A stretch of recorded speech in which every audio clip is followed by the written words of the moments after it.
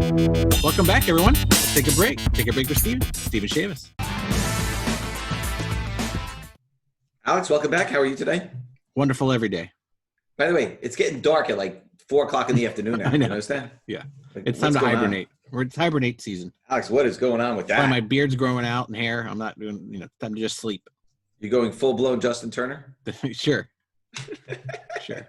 I do wear my mask. No matter what celebration I'm in, I'll wear my mask. It's true. You almost got in trouble. The people come on the street and like curse you. Like, excuse me, sir. And I was like, I was celebrating. I forgot it. Right. I just won the World Series. What do you want from me? All right. What do we got today, Alex? What are we talking about? We've got some fun stuff. We're gonna climb right back into Star Wars land. Talk about some characters that are popping up in Mandalorian. And then we're going to end with some Ninja Turtles because, Ninja Turtles have never not been a hot item. Yeah, sounds like a fun show. I will tell you, I'm not as big a Star Wars fan as you are. Correct. I did enjoy the original movies, but I didn't do the deep dive the way that you always did the deep dive. But I will tell you, now that I'm kind of in it a little bit and looking for these characters and watching Mandalorian and enjoying Mandalorian, I will tell you, it is interesting to see some of these characters brought to life from these books. And the second they bring a character on the screen, it just skyrockets. Yeah. It gets abnormally hot. Yeah. Abnormally. Just great. Like, it's 100. It was like the Miles Morales effect that we saw a few months ago. It was like, it's $100 and now it's $500. I mean, it's like just crazy. They did always have decent sized print runs on these Star Wars books. People did always buy them and did always collect them. So I don't think the print runs are necessarily low. But what's happening is that some of these print runs are from like the 2000s. They're 5, 10, 15 years old. So they've been either recycled or replaced or whatever. And it always strikes me from time to time, and I'm sure you feel the same way, from when all of a sudden a book gets hot from 7 or 8 or 10 years ago, and you remember opening the boxes, right? Yeah. Every time I look, I'm like, oh, do I have those books? Yes, I was collecting Star Wars books at that time, so I've got all these. Yes. But, yeah. Oh my God, Spider-Man 300, Young Avengers #1, Dark Hawk #1. Right, nice. Young Avengers #1. They printed a gazillion of those things. All right, Alex. So what do we got first today? Yeah, let's go ahead and jump into some Star Wars stuff and talk Ahsoka Tano. Yeah, and you are Mr. Guru Star Wars. And by the way, for the fans out there, if you have any other characters you want us to talk about, just let us know. We're going to try to hit them all as the Mandalorian weeks go by, and as we have new characters and we hear about new films and new this, new that, we will try to bring them forward to you. And we are paying very, very close attention as to what is driving the market. So on Ahsoka Tano, that role was played by Ashley Eckstein in the animated series. Mm-hmm. And it was memorialized by Rosario Dawson in the Mandalorian series. She was great, by the way. I thought she did a great job. Yeah. And she's awesome, by the way. We had her at our Chicago 2016 show. One of the loveliest celebrities we've ever had. She is just genuinely nice and excited to be around people. Genuinely nice, and had a great rapport with the fans. Yeah. Really took her time with everybody. Absolutely A+. Couldn't be happier for her. It's good when I always get a lot of joy when I see actors who we've had at our events who are always very gracious. Charlie Cox, right? People like that. They were always so gracious. And then you see them kind of do something really wonderful. It gets me excited. So It was nice to see her on the screen. So that character's first appearance is from 2008. And that book has just been skyrocketing. Yeah. And, as soon as Mandalorian is over, the first credit to roll on the screen is usually Dave Filoni, right? Yeah. Did I pronounce that correctly? Nope. Dave Filoni. Filoni. Yeah. It's all right. It's okay. You gonna hold it against me, Alex? Yes, I am. I'm gonna hold a grudge against you. By the way, I knew as soon as I said it wrong. I looked at your face. All right. His name is on the credit, so you'll have to talk about Dave Filoni in a second. Yeah.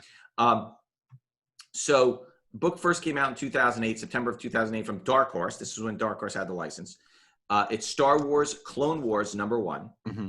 There are 154 blue label 9.8s. There are 6 gold label 9.8s.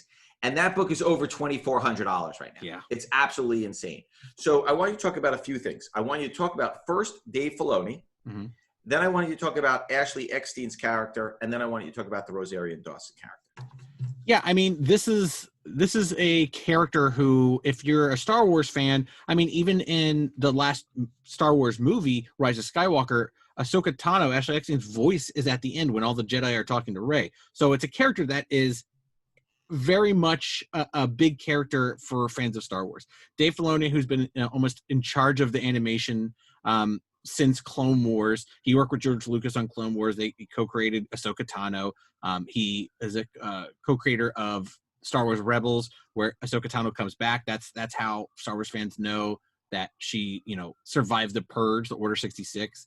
And then, just recently Disney Plus did the last season of Clone Wars, and told the story of how Ahsoka Tano survives the Order 66. But Ashley Eckstein, I mean, she is a huge Star Wars fan. She voiced this character who is hugely popular with all the fans. She, turned that into her Universe clothing line that is Hot Topic co-owns. I mean, she's been in this kind of Star Wars world for a very long time. When it was announced that Rosario Dawson was probably going to play Ahsoka Tano, I mean, everything was rumors. Nothing was 100% confirmed until the episode came out, but most people knew. I mean, seeing her live on screen, and it wasn't just like a secret.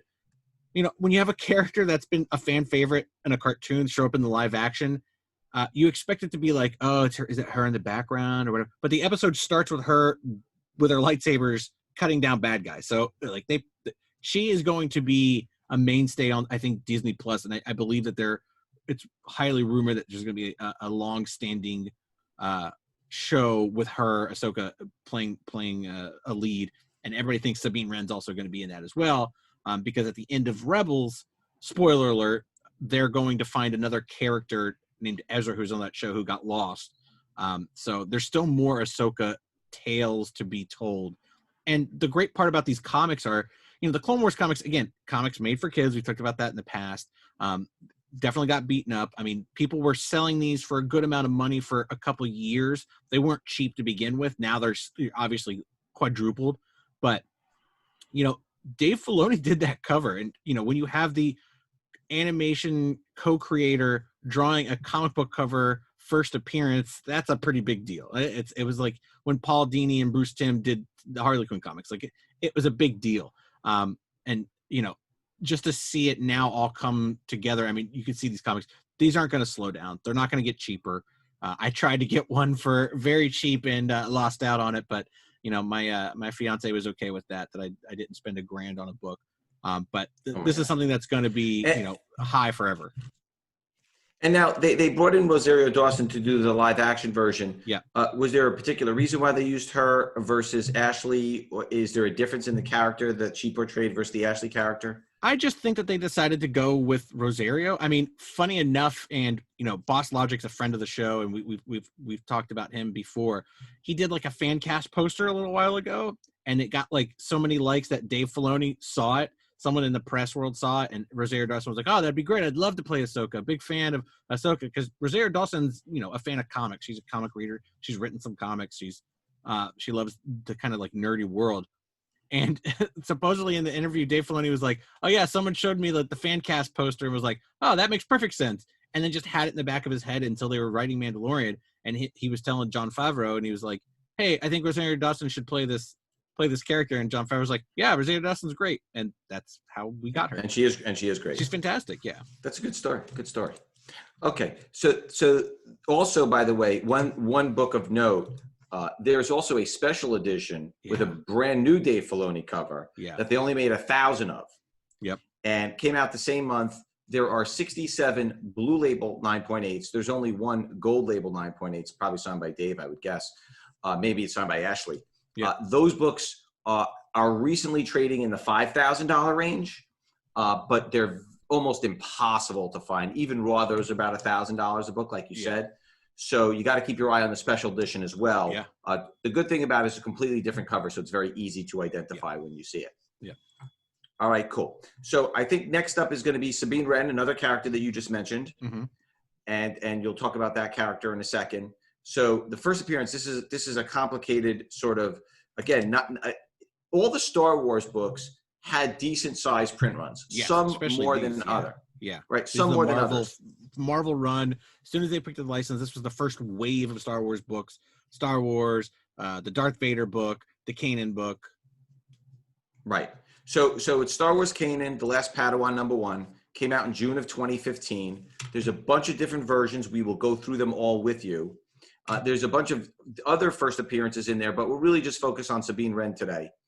And so the regular cover is, there are 371 blue label 9.8s. There are 20 gold label 9.8s, and that's $250. Mm-hmm. So that's the regular basic cover. Then there's a Books A Million cover. And that cover, there are 27 blue label 9.8s and only 10 gold label 9.8s. That book sells for about $225.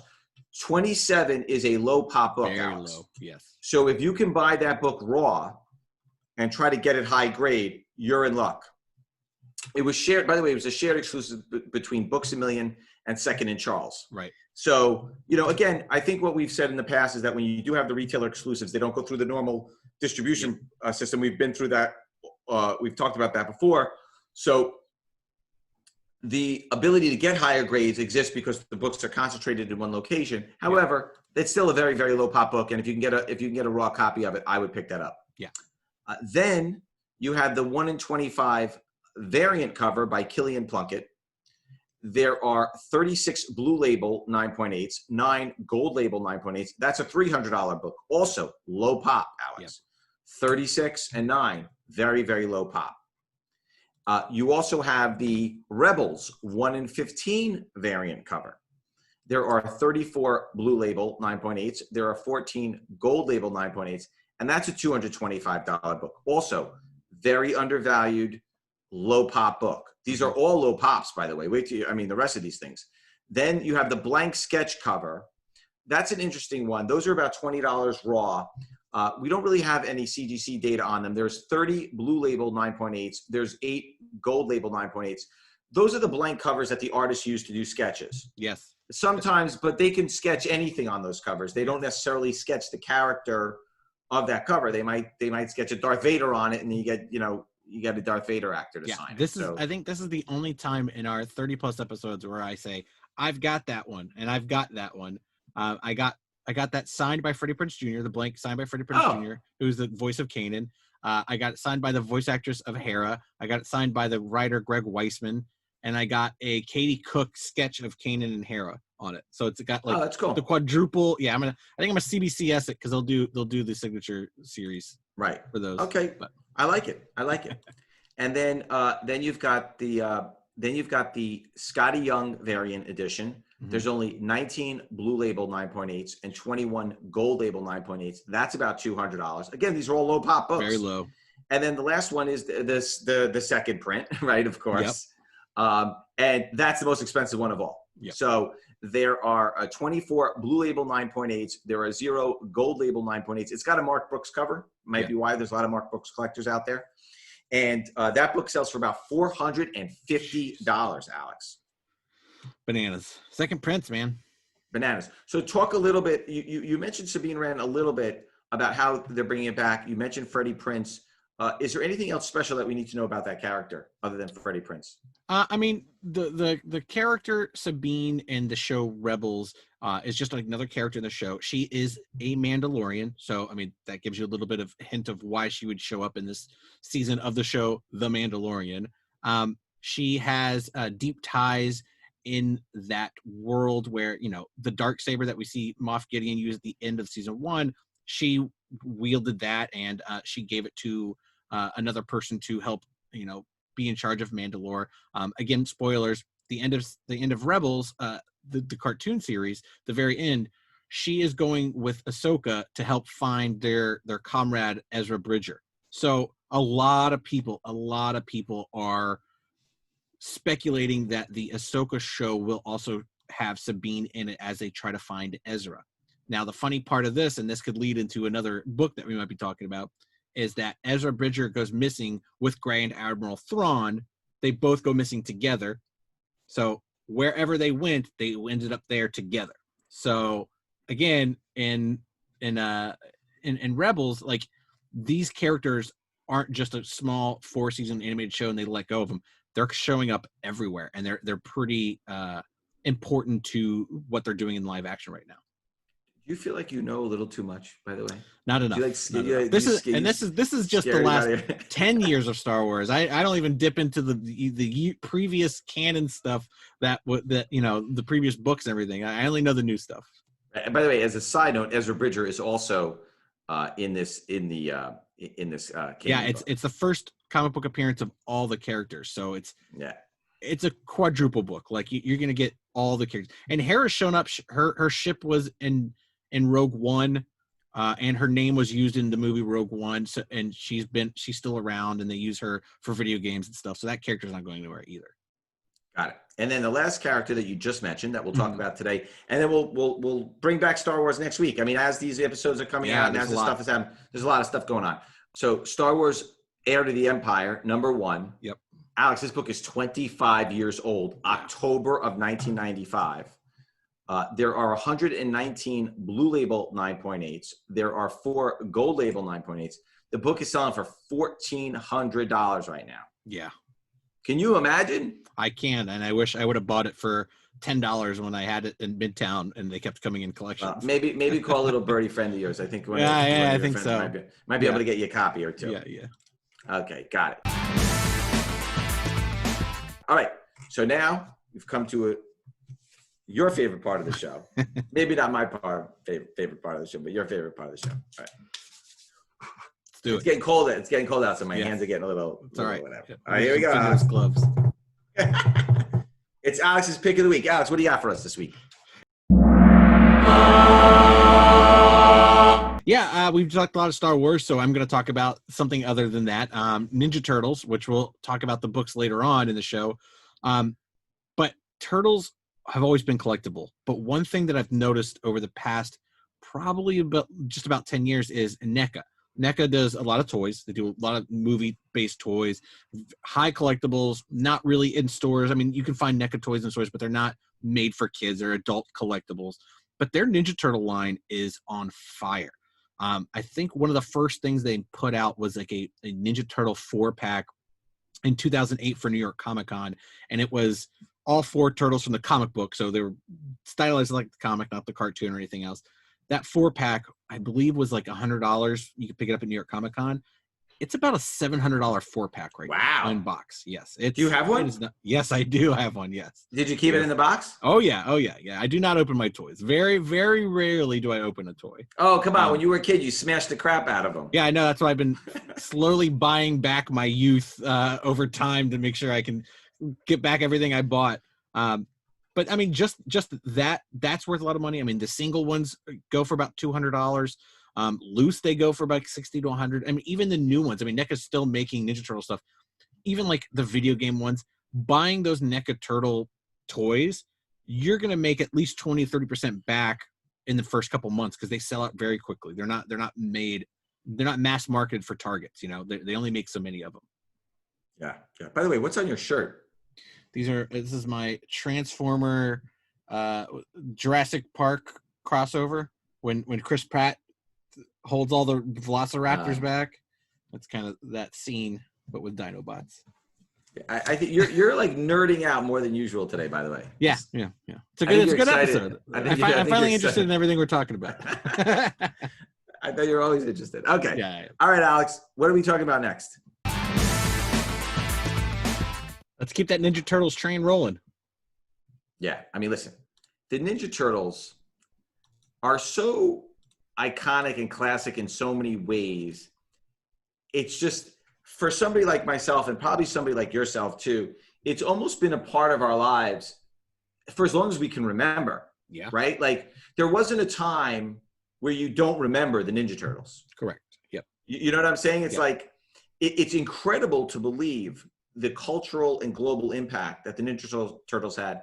You know, sometimes you get these fads, and we've seen them all, Beanie Babies, Cabbage Patch Kids, Pogs, all that stuff. It comes in, it goes out, it moves on, you move on with your life. The Ninja Turtles consistently, I mean, Alex, this has been going on for 30 years. Yeah. in some form. Yeah. It was a movie, an animated show, a comic book, a cartoon, a trading card, like Everywhere. everything. Yes. And it really, I mean, it's like I said to you, is that I remember going to comic book shows 25, 30 years ago, and Ninja Turtles was hot. Yeah. It's hard to imagine, you know, even things like Pokemon have been cyclical. Now it's on fire now again, but it was cyclical. The Ninja Turtles was never cyclical. It was always popular. Yep. There was never a downturn. Yep. It's really hard. Like if, you know, like things kind of come in and go out. No, it never actually went out. There's always been a TV, when you think a movie. when you think you're forgetting about something, there was a new animated show, and then there was a new movie, and then there was another new animated show, and then there was a new line of toys, and then they're reprinting the comics. Like it was always something. Every like 3 or 4 years, there was something new. Yeah, could you talk about why you think that is? You know, is it the Batman, Spider-Man, Superman syndrome, where it's such a great idea and such a good characterization that it just sticks with people and just can't go away? I mean, granted, Superman, Batman, Spider-Man are all owned by huge conglomerates, but that hasn't always been the case. I mean, you think of Batman and Spider-Man, even Marvel. Marvel wasn't owned by Disney for, you know, 5-6 years ago. Before that, it was, you know, a little bit of publicly traded company, but these are characters that have lasted the test of time with different people doing them, different iterations. I mean, you know, you have so many different artists and writers on Spider-Man, Batman, and Superman that, you know, it's not the same one you grew up with. So it's that same kind of mentality. You know, the people that were really into Ninja Turtles in the comic books and the animated series were nothing alike at all, other than names and that they were turtles. And that's pretty much it. Everything else was, you know, the comic books were very dark and very adult. The cartoons were super poppy, super for kids. But then those kids that were into that, you know, go back and go, oh, I love that growing up. Oh, let me read the comics. Oh, I'm an adult now. These are great comics. And then you just keep moving forward. There's always something new for them. I do think there's also something to the name of the Ninja Turtles, because the artists that have resonated for so long, that when you say their names, there's a familiarity there. Yeah. You know what I'm saying? Okay. So let's talk about the 1986, some of the stuff from 1985, some of the stuff from 1986, 1988, some of the early Ninja Turtle stuff, not the #1 first print, because what started to happen, and we've seen this happen in with second prints and third prints, we've seen that, right?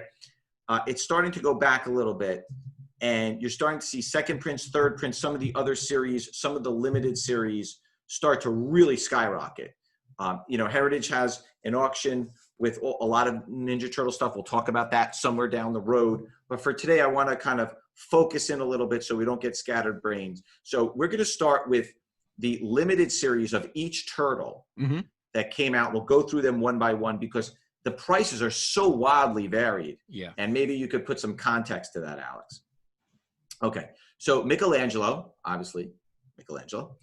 Teenage Mutant Ninja Turtle #1, Mirage Studios, 1986. There are 60 Blue Label 9.8s. There are 11 Gold Label 9.8s. That's about a $350 book. Then you have Raphael, came out from the same Mirage Studios in 1985, so it was a year prior. There are 38 Blue Label 9.8s, 11 Gold Label 9.8s. That book sells for $3,500. Now, maybe that's because the only one that released in 85, so it was the first one that came out. So exactly. I'm assuming the print run was much smaller on that one. That, and they were, you know, the Ninja Turtles comics, the first 4 were large. They were almost magazine size. You know, they were big. Raphael One Shot was that size. Everything after that was comic book size. So those first 4 are really expensive. And this one, because it's just a different book, finding them in good shape is just impossible. Impossible. Yeah. Right. Donatello, Teenage Mutant Ninja Turtle #1, say that 5 times fast, came out they started to put the months on the books. Yeah. First they were doing it by year, then they started doing it in the months. So that was August of 86. There's 82 Blue Label 9.8s. There's 9 Gold Label 9.8s. I'm surprised there's not more Gold Labels because Kevin Eastman does do quite a few shows, and you can get him to sign these books. Yeah. And Peter Laird did shows for years before he really called it quits. Yeah. And that book is about a $200 book. And then Leonardo came out in December of 86. There are 27 Blue Label 9.8s, 5 Gold Label 9.8s, and that's a $500 book because it's a low pop book. Yeah. Yeah. So I think you kind of explained to us why the Raphael book is literally 10 times the price of all the other ones. Mm-hmm. Mm-hmm. Okay. Then the next phenomenon that we want to talk about is something that's occurred in the new issues. And I think because you can't get these first prints, and the first prints in high grades are just selling for astronomical sums, even in lower grades. Yeah. The second and third and fourth prints have started to pick up. So let's talk about that a little bit. So you've got Ninja Turtles #1, second printing, Mirage Studios, June of 1984. 6 Blue Label 9.8s, Alex. 3 Gold Label 9.8s. So even the 9.8s are impossible for the second prints. Yeah. On the 9.6s, there's 27 9.6s. There's 7 Gold Label 9.6s. That's about a $5,500 book. So that's unbelievable. I mean, that's a crazy low pop book. I mean, Alex, I don't know that there's another second print book that's that kind of value. No. That might be the most expensive second print book. Yeah, that's very high. And again, the first prints, I think there was only 3,000 printed. God. It was an extremely low amount. So once it started picking up heat, and everybody's like, "Oh, you read the Ninja Turtles book?" So like, what are you talking about? Like, "Oh, go find one." That go second print, third print, fourth print. You know what people forget is even back in the late 80s and 90s, when I would go to these shows, those books were the most expensive books in the room, and they might have been $25 or $50, but that was at a time when, like, you know, anything more than $1 or $2 for a cover price was like, wow, $50, you crazy? Yeah. You know, if I could go back in that time machine, going back to those shows, the artwork that my dad bought, the artwork that I used to see, I mean, you know, at the time, you know, Jim Lee would charge, you know, $200 or $300 for a cover when everyone else was charging $50 for a cover, and he'd be like, "Oh, $200, he's crazy." You know, and now it's like $300,000 for the Jim Lee X-Men cover. Sold. It's crazy. But remember, at the time, you know, it's always easy to say, "Oh, I could have bought that for $50." Yeah, but when that book was $50, every other book was $1. It was 50 times the price of every other book. Yeah. And I remember Mile High setting up at San Diego Comic-Con every year with these big, giant booths. I remember Watchmen books. I remember Dark Knight books. I remember Werewolf by Night books. So I wish I could go back in time, Alex, with these old comics, because I see them at the shows. Like, I see it in my head.